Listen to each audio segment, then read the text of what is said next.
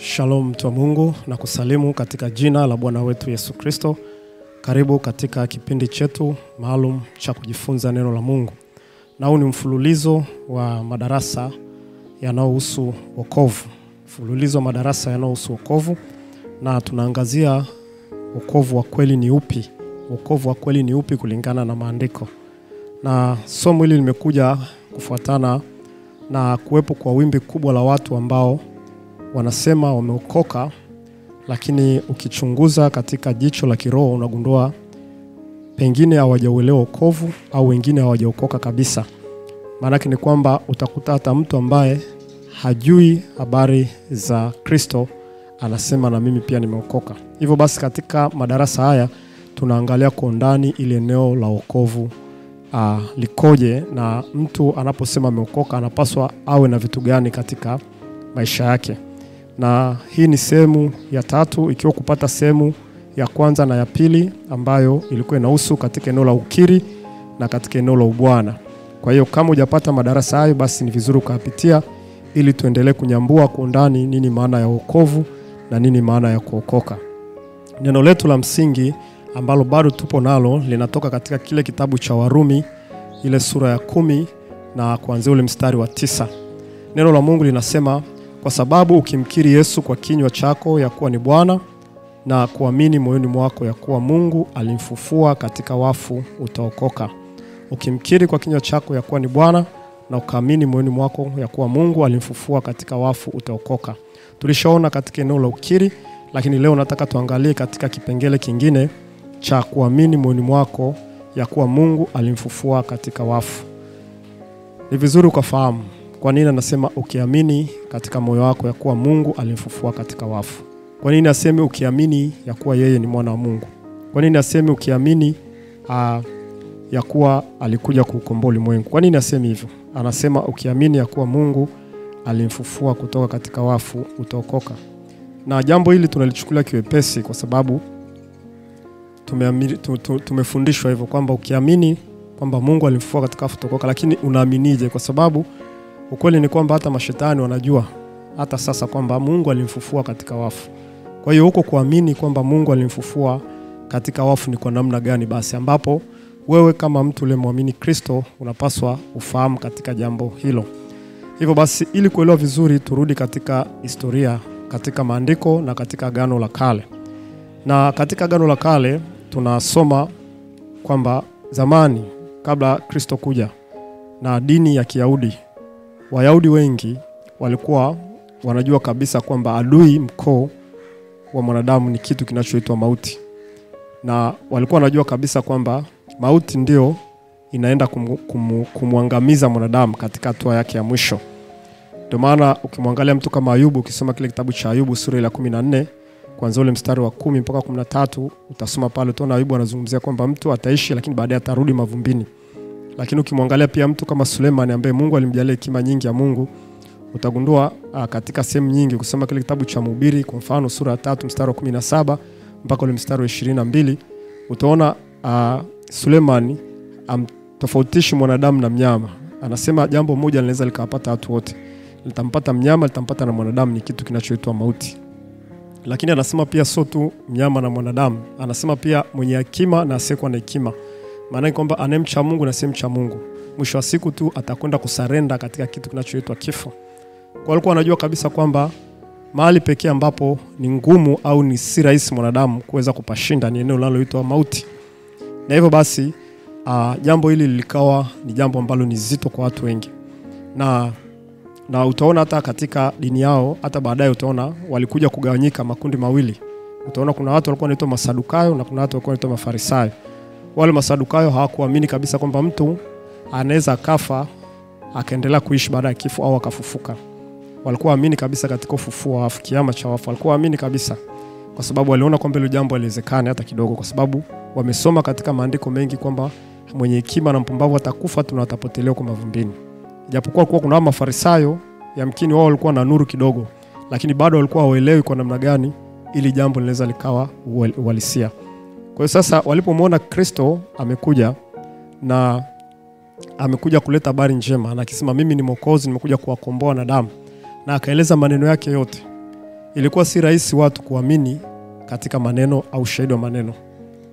Ilihitaji jambo lingine ambalo hilo lingewafanya watu waweze kuamini kwamba huyu kweli anayosema ni sahihi, na mtu huyo lazima angeweza kushinda kitu kinachoitwa mauti.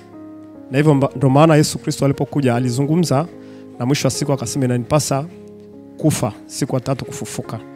Na kwa ishara ile basi ndio ingeweza kupelekea watu kuamini na maneno yake yote. Na ndio maana hata ukisoma kile kitabu cha Wakorintho wa kwanza sura ile ya 15 mstari ule wa 17, Mtume Paulo anasema kwamba basi kama Kristo asingefufuka basi imani yetu ni bure na kuhubiri kwetu si kitu. Maana yake ni kwamba ilihitaji kwanza ufufuo, ilihitaji kwanza mtu aweze kushinda kitu kinachoitwa mauti, ndipo watu waweze kusadiki maneno yake. Ndio maana basi Yesu Kristo alipokuja ilimgharimu kwenda kufa na kuzikwa, baadaye afufuke ili aonekane kuwa ameshinda. Sasa na baada ya kushinda ndipo sasa watu wamwamini hata na wale mengine aliyokuwa anasema. Na ndio maana adui au shetani, jambo la kwanza ambalo alikuwa akipinga katika kanisa lile au katika nyakati za Kristo kufufuka, lilikuwa ni kuweka uongo na kusambaza uongo katikati ya watu kwamba Yesu hakufufuka bali ameibiwa, amechukuliwa akapelekwa mahali fulani. Lakini evidence zote zikaonekana kwamba kaburi limepasuka, mwili wa Kristo upo, lakini Yesu akawatokea watu wengi zaidi ya 500 kuwathibitisha kwamba kweli amefufuka. Lakini hiyo tu haikutosha, kwa sababu hata kama angewatokea wale wachache na amewatokea wale wachache 500, bado wengine wasingesadiki. Lakini kuonyesha kwamba Yesu kweli alifufuka ni zile kazi ambazo zilianza kuambatana na wale watu katika ushuhuda wake yeye. Maana wale watu walikuwa wanamshuhudia Yesu alifufuka. Kwa wakifika mahali wakishuhudia, walikuwa wanatoa na ishara na maajabu kwamba yule ambaye alikuwa anatembea duniani ndio huyo ambaye anatenda kazi ndani yetu sisi, na ametutokea sisi na sisi tunaeleza habari za kufufuka kwake. Na kwa nini wanasema vile? Ili watu waamini kwamba ufufuo wa wafu upo na kwamba aliyeshinda mauti yupo, na kama ameshinda mauti yupo basi ameshinda mambo yote. Na hivyo basi watu wangesadiki kirahisi pale ambapo wangesikia yule aliyekuja ameshinda kitu kinachoitwa kaburi na mauti na kwamba yu hai. Kwa hiyo kufufuka kwa Yesu Kristo kulikuwa ni kuandaa watu kuamini maneno ya Yesu Kristo. Sio tu kile kitendo cha kufufuka, ni kuandaa watu kuamini yale Yesu aliyokuja kuyaleta. Ni maneno gani Yesu aliyokuja kuyaleta? Baada ya watu kuona zile ishara ndipo wakaamini sasa kile ambacho Yesu alikuja kukileta. Sasa hayo ni mambo ambayo lazima mimi na wewe tuyafahamu. Kwamba je, na sisi tumeamini yale Yesu aliyokuja kuyaleta? Ndio tunasema tunaamini kwamba Yesu amefufuka.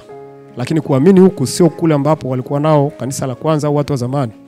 Walikuwa wanataka kujua kazi aliyofanya Yesu Kristo na ithibitisho kwa kufufuka kwake. Kwa walipoona kweli amefufuka na kazi zake zinaonekana, sasa kazi hiyo ni ipi ambayo alileta ambayo inapaswa wenyewe waiamini? Ndio hapo sasa wakaanza sasa kurudia na kurejea yale ambayo Yesu aliyasema, na hapo ndipo wakaamini. Sasa ni mambo ambayo na wewe unapaswa uyaamini. Usiamini kwamba Yesu kafufuka. Amini kazi ambayo Yesu alifanya hapa duniani ambayo ilithibitishwa na kufufuka kwake. Sasa kazi hizi ni lazima uzifahamu. Kazi ya kwanza ni uzima wa milele. Ukisoma kile kitabu cha Yohana sura 3 mstari wa 16, Yesu anasema kwa maana jinsi Mungu aliupenda ulimwengu hata akamtoa mwanawe pekee ili kila muamini asipotee bali awe na uzima wa milele. Kwa hiyo pale wakaamini kwamba Yesu alisema tukimwamini tutakuwa na uzima wa milele. Basi tunaamini sasa tuna uzima wa milele.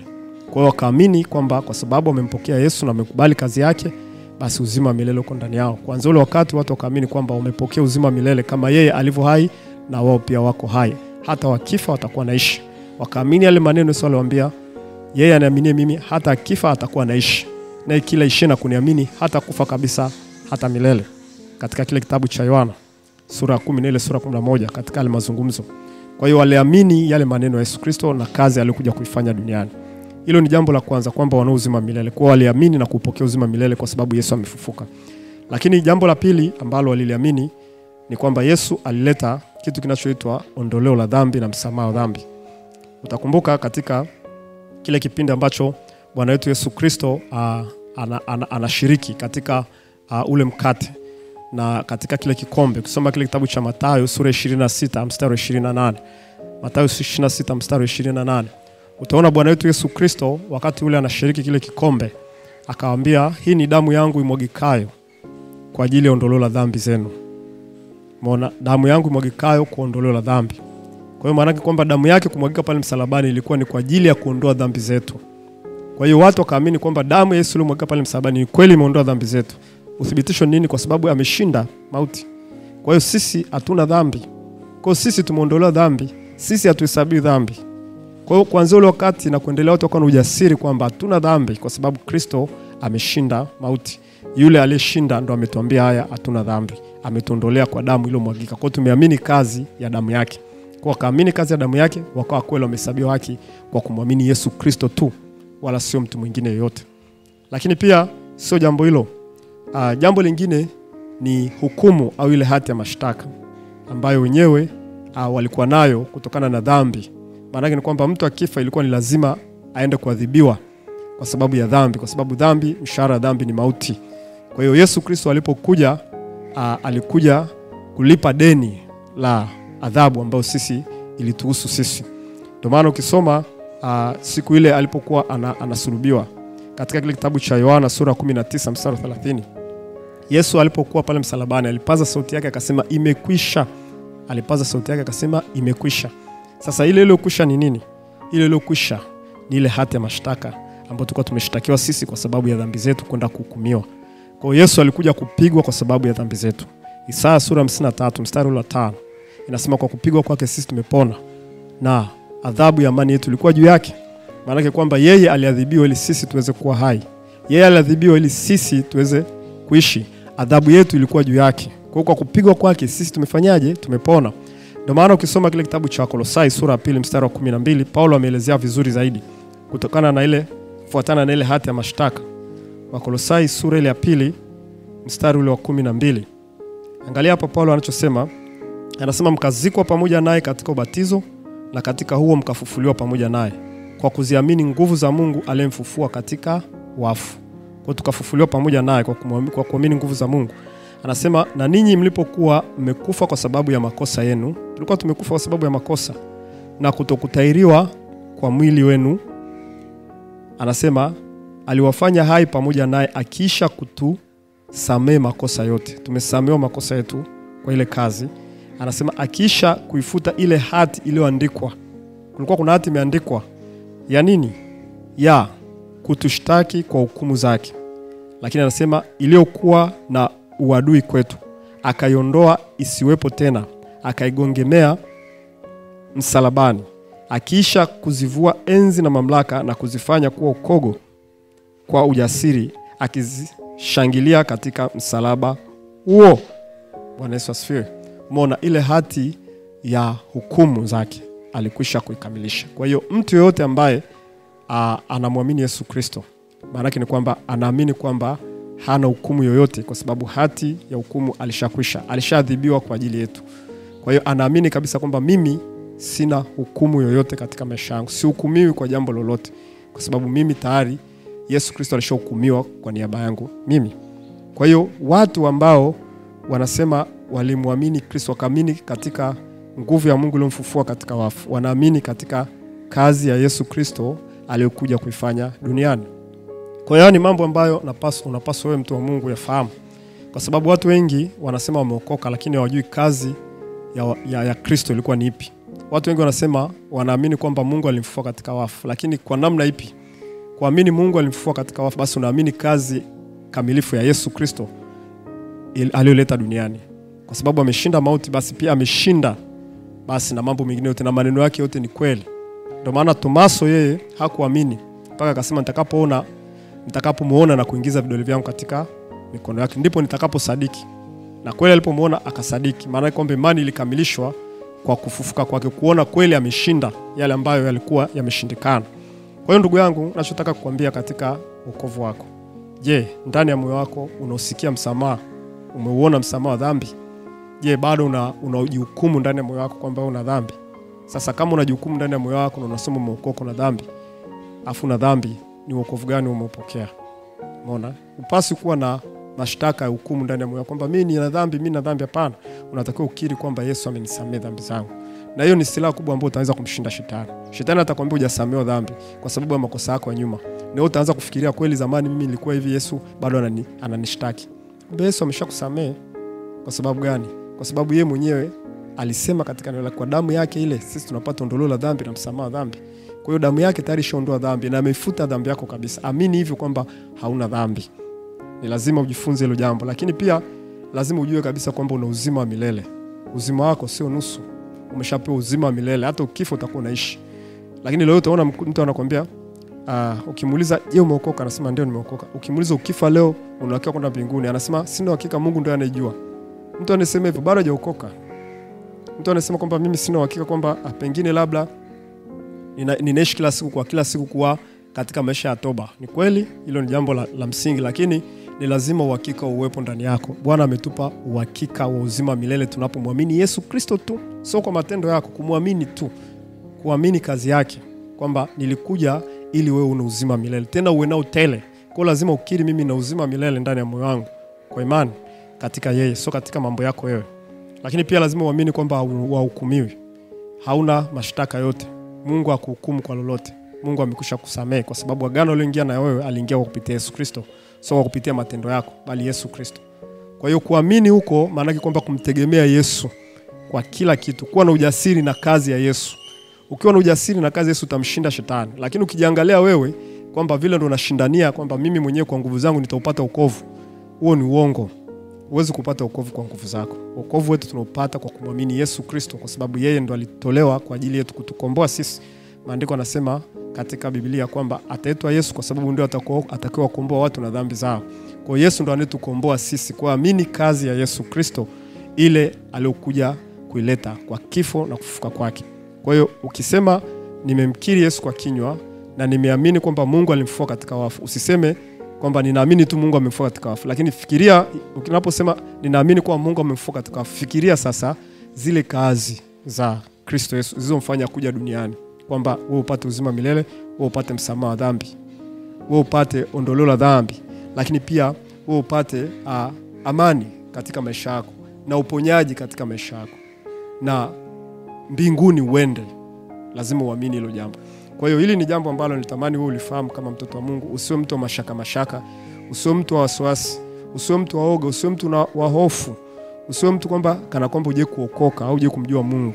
Usiwe mtu kwamba kila siku ninatubu wakati Yesu alishatuhakikishia kwamba tuna uzima milele. Tunatubu ili tusafishwe.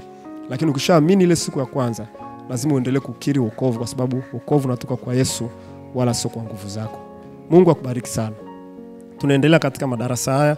Darasa ile fupi, chukua nafasi litafakari. Kumbuka kumkiri Yesu na kuamini katika kufufuka kwake ni kuamini kazi yake aliyoleta duniani. Ukiamini na kuikubali katika moyo wako na ukapokea na ukakubali kabisa kwamba Yesu kakuondolea dhambi, Yesu kakupa uzima milele, Yesu akuhukumu, Yesu kakutakasa, kakupa wokovu, basi wokovu wako umekamilika pale unapochanganya na ule ukiri ambao tumejifunza katika maandiko. Mungu akubariki sana. Basi tujiandae tena kwa darasa lingine. Nikutakia wakati mwema. Bwana kutunze. Shalom.